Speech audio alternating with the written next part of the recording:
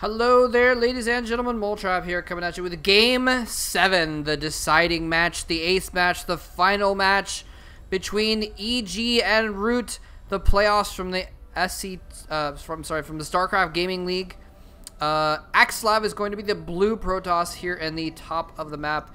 Kiwikaki going to be the yellow Protoss in the right side of the map, I suppose. This is the map Scrap Station. Very, very, very interesting map for Protoss versus Protoss, because it's always 4-gate versus 4-gate. Almost always. Okay, so I guess it's not actually that interesting for the matchup after all. So anyway, we'll see what happens here, but usually on this map, just because of the dynamics of it, and I'm completely honest with you, I'm not completely 100% certain of how the dynamics of it affect it, just that it's kind of a small map, it's close by air, there's lots of places to hide pylons. It's almost always 4-gate versus 4-gate. And actually, Axslav is scouting very early. Oh, he's got a pylon in his base, though, so I don't think it's going to be a proxy. It's not quite early enough for a proxy. But, oh, no gateway in his main. What's he going to do? Probe's going to get in here. Probe is going to scout. Okay, so Axslav does get a gateway down in his main. A little bit slower than Kiwikaki.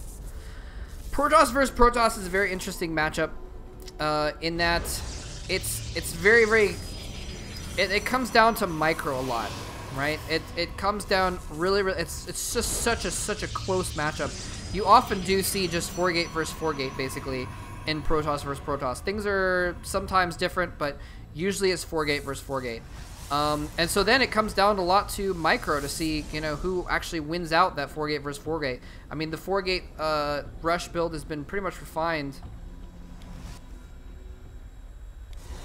down to a science. I mean, it's a very, very, very close build that you know, all the Protoss players know how to do perfectly, and they can do it extremely, extremely perfectly. And so you end up with these very close mirror builds. I mean, you can see their cores. Axslav is a little bit behind.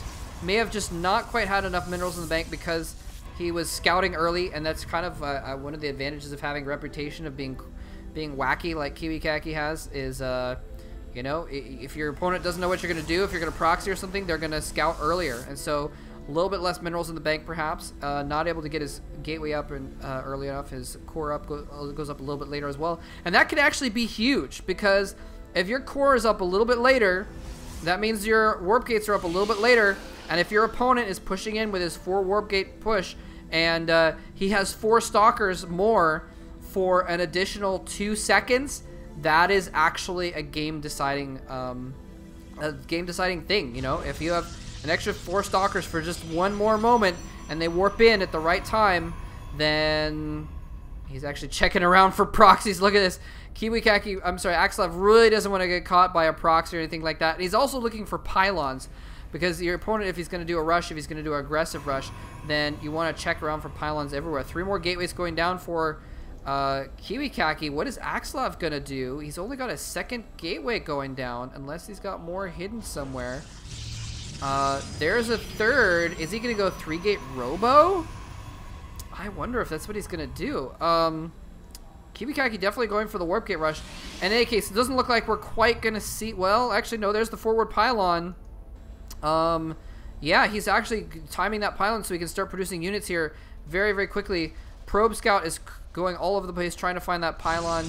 He's even producing another pylon even farther forward, so he can rally from this to this location. And while this pylon is building, he can build more units in the back there.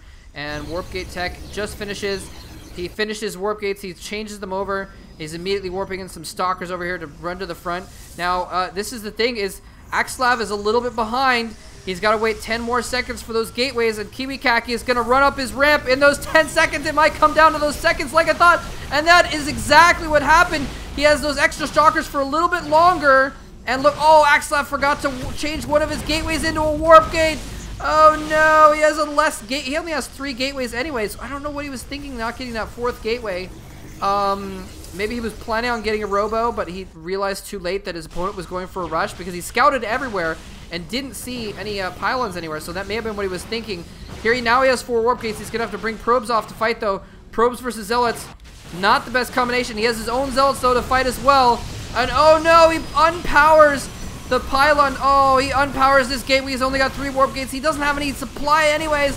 It looks like Kiwikaki is going to take a 3-0 run to win the series. Looks like Root was down 3-1, and Kiwikaki has come back, taking it to this last and final match. Finally, another pylon comes in for Axslav. He's able to warp in a couple more stalkers, but this might be game right now. Here comes in. If he unpowers, oh no, if he kills off that pylon, it's going to be huge. He's going to have 2. Actually, this game is powered by this pylon, actually, but he's trying to warp in more units desperately. He's just too far behind.